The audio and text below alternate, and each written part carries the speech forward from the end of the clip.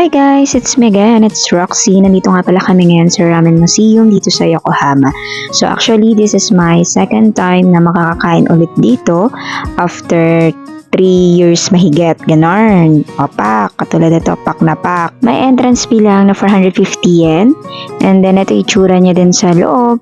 Yan. So bago kami naglibot-libot dyan, bumaba na kami para kumain kasi nandun sa baba yung kainan talaga ng ramen. So madami kang pagpipilian talaga na ramen kung saan gusto mong kumain. Ito na nga yung sinasabi ko sa inyo mga ante na ganyang karami yung pila.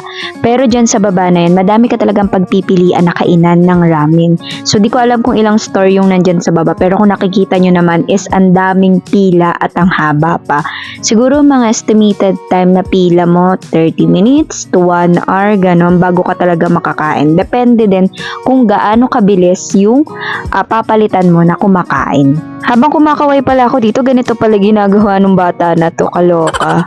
At ito na nga yung kakainan namin mga ante. So dito kami pumila at ito naman na itsura niya sa loob. Habang naghihintay naman kami, binigyan na si Yen niya ng sarili niya mismong kainan at nagulat nga siya kasi Mickey Mouse yung tinidor na hawak niya.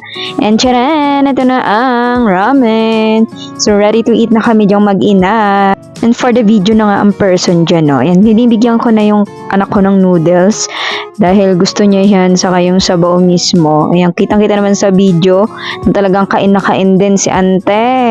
Pero syempre, i-rate ko na tong kinakain kong ramen. Para sa akin, okay lang siya. Siguro, out of 10, mga 8, gano'n. Pwede na din siya. As in, pang palipas gutom, gano'n. De, pero okay siya. Saka masarap din siya sa mga natikmang ko na ramen din. Okay din to. Kaya pagbalik ko dito, panigurado, gusto ko ulit kumain dito sa Ramen Museum para matikman ko din naman yung ibang tinda ng store na nandito mismo. Saka ang nakakatuwa din dito, bukod sa kainan na meron dito ng mga ramen, ay ito mismong nilalakaran namin. Kasi pwede ka mag-picture-picture dyan, pwede ka mag-ikot-ikot, pwede ka din syempre tumambay dyan, basta may makita kang upuan, pwede ka dyan umupo. At meron din syempre dito mga tindahan din na bilihan, souvenir, ganun, ng mga pagkain din, iba't iba din. Ayan, kung makikita nyo dito sa gawin na to, ayan, yun yung bilihan na yun. Yan, nag-emote-emote muna si ante, lakad-lakad lang. O, panoorin nyo muna tong mga ilang clips na nandito.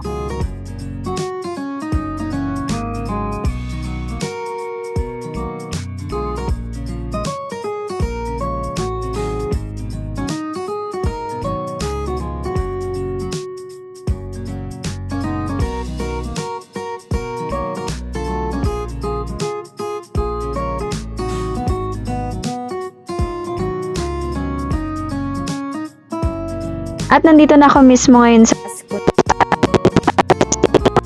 may naintindihan ba kayo? Then nandito ako ngayon sa museum kung saan nandito makikita yung history kung saan nagmula, sino yung gumawa ng ramen, siguro kauna-unang gumawa ng ramen, and makikita nyo siya dito at mababasa. May souvenir shop din dito and then makikita nyo din doon yung mga iba't ibang klase ng noodles or ramen na binebenta nila.